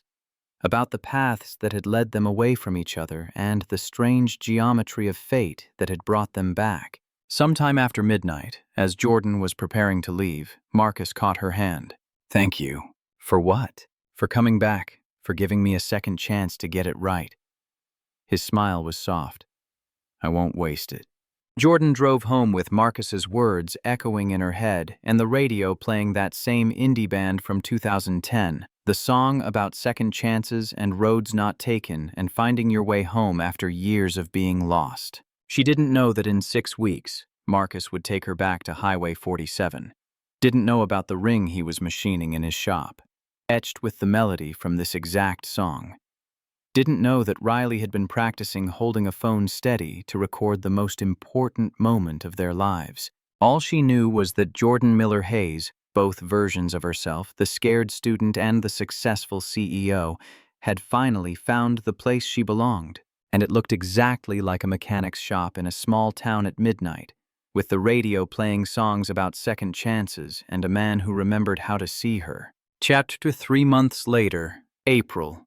Spring arrived in Ridgemont with the subtlety of a marching band, daffodils erupting overnight, snow melting into mud that tracked through Marcus's entryway despite Riley's complaints about taking off shoes. Jordan had been living officially at 428 Maple Street for 6 weeks now. Her cabin lease expired, her Denver penthouse rented to a tech executive who valued square footage over memories. Her mail came here. Riley's emergency contact forms listed Jordan Hayes first, Marcus Bryant second. The transition had been smoother than anyone expected. Jessica thrived as CEO of Donovan Logistics, making decisions with confidence that proved she'd always been ready. The board adjusted. Southwestern Freight stayed. The quarterly reports looked better without Jordan's micromanagement creating bottlenecks. Marcus worked late in his shop some evenings now, metal sounds ringing through the bay doors. When Jordan asked what he was building, he'd kiss her forehead and say, "Surprise." Riley knew. Jordan caught the girl grinning at her father with conspiracy written across her gap-toothed smile. On a Saturday morning in mid-April, Marcus suggested a drive. "Where to?" "You'll see." Riley claimed prior plans with Maria, too. Casual mention that made Jordan's suspicion flare. "You two are terrible at keeping secrets." Riley's grin widened. Marcus just shrugged, keys already in hand. Highway 47, the mountain overlook. 6 months since Jordan's Mercedes had died here, and Marcus had fixed it without payment, without knowing he was fixing more than a battery terminal. Marcus pulled the truck into the same gravel turnout. October sun had been setting when they first met. April sun blazed overhead now, warm enough that Jordan shed her jacket. He reached behind the seat, produced a small wooden box, precision joinery visible even from outside, no nails or screws, only interlocking pieces that spoke of hours in his shop. "6 months ago you broke down on this road. I fixed your car. You offered me money. I said no." His hands trembled slightly despite the steady voice. "What I didn't know was that I'd just met the woman who would fix something in me I thought was broken forever." The box opened. Inside, nestled on velvet, a titanium ring etched with musical notes. Not random decoration, but precise transcription. The melody from that indie band she'd loved 15 years ago. The one she'd made him listen to on her iPod on library steps at dawn. Jordan's breath caught. "You remembered that song." "I remembered everything. The song. The way you looked at me when you talked about building something that mattered. The kiss that made me believe good things could happen to people like us." Marcus's voice roughened. "Jordan Miller Hayes, 15 years ago, you showed a scared college kid that kindness mattered, that his stress was valid even when his mother was dying. You set the standard for every relationship I've had since, with Nicole, with Riley, with every person I've tried to help." His voice roughened. "And then you walked back into my life when I'd forgotten how to want anything except survival. You showed me I could still build something, still love, still hope. You love my daughter like she's yours. You gave up being CEO to make pancakes on Saturday mornings. You learned to do Riley's hair from YouTube at 2 in the morning because you wanted to give her what Nicole can't anymore. Will you marry me? Will you be Riley's mom and my wife and the person I get to choose every single day for the rest of my life? Yes. The word came out choked with tears. God, Marcus, yes. He slid the ring on. Perfect fit because he'd spent 3 weeks secretly measuring her jewelry while she slept, taking photographs with his phone and consulting with a jeweler in Denver who'd helped him get the sizing exact.